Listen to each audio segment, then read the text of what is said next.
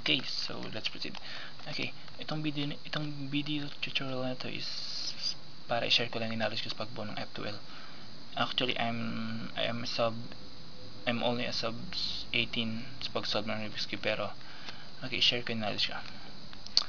Okay, sa pagbuo ng F2L, kailangan mo muna malaman na hindi ibig sabihin kabisado mo na lahat ng PLLs or OLLs is bibilis ka na.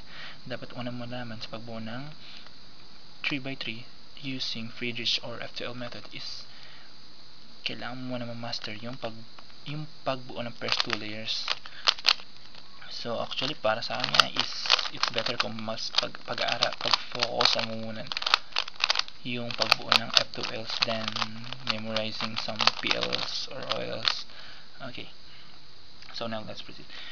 Sa pagbuo ng mga F2Ls first two layers, kailangan mo muna malaman na or mapag-aralan na kung paano isolve yung F2Ls nang hindi masyadong nire-rotate yung cubes sa paghahanap ng mga pieces. It's better kung magpo-focus ka lang sa isang side kung hanggat kaya mong isolve yung pieces na yun, just like this one. This one. And then this one. So, itong dalawang ito. Actually, ang pagbuo ng F2L is intuitive. So, isipin mo lang kung paano mo may pair yung dalawa. Kahit wala ka nakabisado yung algo. Actually, there's some algos sa F2L, pero learning by doing naman, diba? Habang pinapractice mo sa yung pagbubuo mo ng F2Ls is natututo ka rin. So, just like this one. Ito napaka-common itong yung anong yan, yung problem na ito.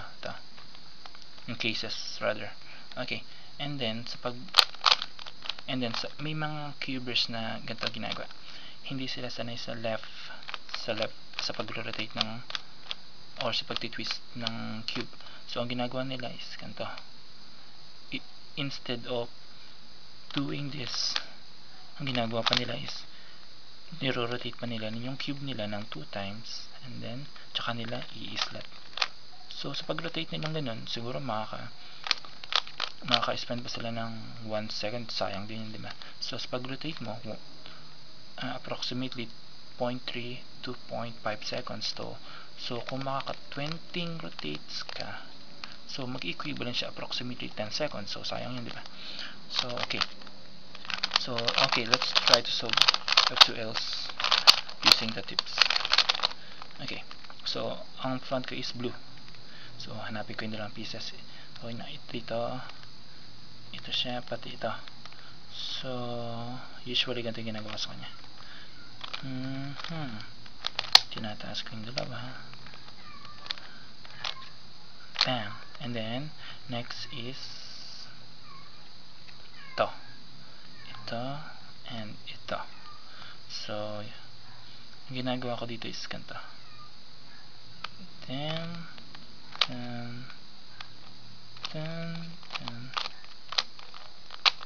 actually dati hindi ako gumagamit ng thumb, pero once na practice mo is parang gumagamit ka lang ng pinky mo, parang ganun, parang sasanay na, parang ganun. Okay, and then may mga case na ganito, buo na yung dalawang F2Ls mo, and then ang kailangan mo solve yung dalawang nasa likuran F2Ls, which is this, diba? So kung kaya mo namang isolve yung nandito pero front pa rin yung blue, i-execute mo just like this one. Actually ang ginagawa ko dito ganito, ito pala, ito yung piece and ito yung kapartner nya. So okay, just like this. Na-pair ko siya, okay, diba? Na-pair ko siya ng hindi ko na niro-rotate yung cube, and then ilagay sa slot, diba? Hindi ko na niro-rotate yung cube para isolve yun, diba? So this one, yan.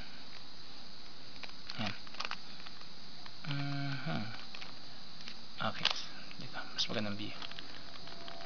Okay, na-pair ko ulit siya ng hindi ko na-rotate yung cube, pero sa pag-slot ko ng last F2L, medyo mahirap na itong gawin. Kaya, i-rotate ko siya ng isang beses lang. And then, tsaka ko siya i-slot. Actually, okay lang yun pag rotate mo kung ang i-slot mo yung huling F2L na gagawin mo, okay lang yun, okay lang.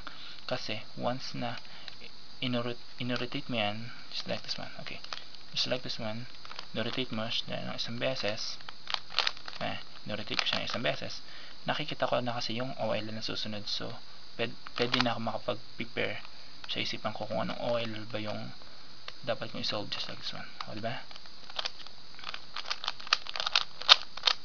Bam! Okay. And then, tip number 2.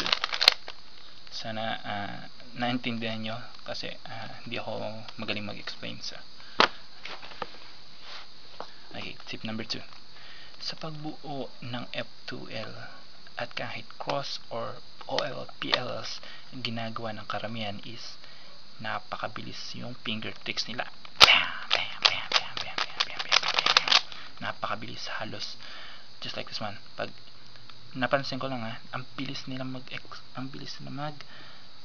finger tricks is like sa pag example this one, isosolve ko itong dalawang to, nakikita ko sa kanila ang bilis.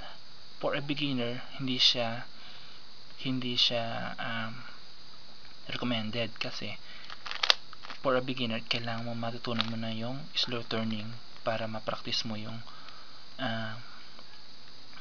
pagtingin mo sa susunod ng mga pieces na isosolve mo, just like this one. Habang ini-slot ko to using slow turning, nakikita ko na yung next kong isosolve, just like this, diba? Wag niyo muna practicein yung fast turning finger tricks na ginagawa ng iba kasi sila actually na-practice na nila yung kung paano mag-execute ng mapipilis, pero kaya na lang din maghanap ng mga pieces na susunod. Pero for a beginner, kailangan nyo muna matutunan yung slow turning para ma-practice nyo yung paghahanap ng mga pieces na susunod na inyong isosolve. Okay, try kong mag-solve ng cube. Okay, let me scramble this one first. Okay, try ko mag-solve ng cube using slow turning method. Inspection. Okay.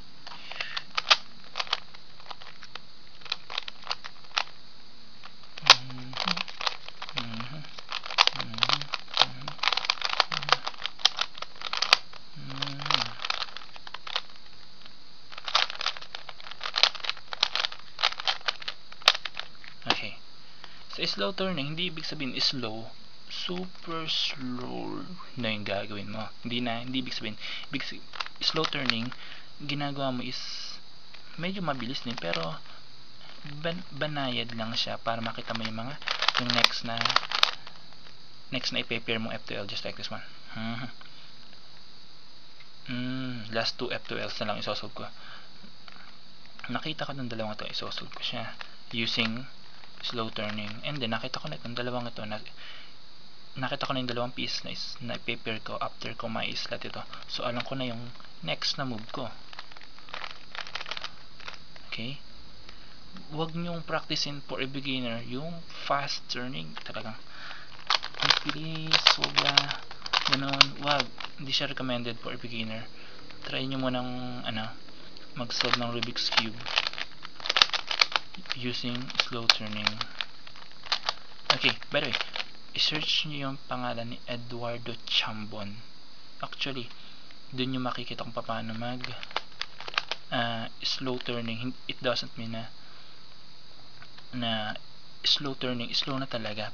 Actually, siya yung nag-world record dati using this method, yung slow turning, nakapag 9.18 seconds siya yung nag-world record dati, I think 2008, 2009 yan. So yun, so try nyo lang gawin yung sinabi ko sa F2L.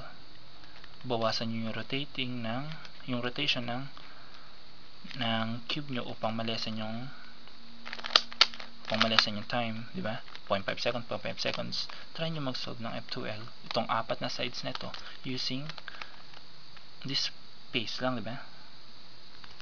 Okay. And then, ano pa ba? Yan. Yung sa pag-solve ng cube, try nyo munang mag-slow turning. Kasi habang nag-slow turning ka, mas maganda yan. Hindi naman ibig sabihin nag-slow turning ka, babagal ka na eh. Tulad nagnawa ko kanina. Okay, ulitin ko ulit. Tulad nagnawa ko kanina, nag-slow turning ako, pero I think it's 20 to 25 seconds lang yung na-solve ko na. Okay, solve ko ulit. Using slow turning.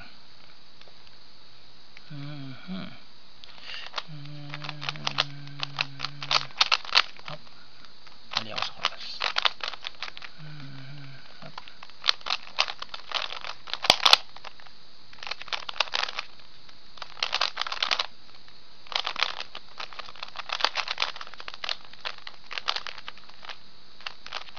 Oh my god. Okay. Medyo hindi na ako nagkikip kaya. Okay. So, yan.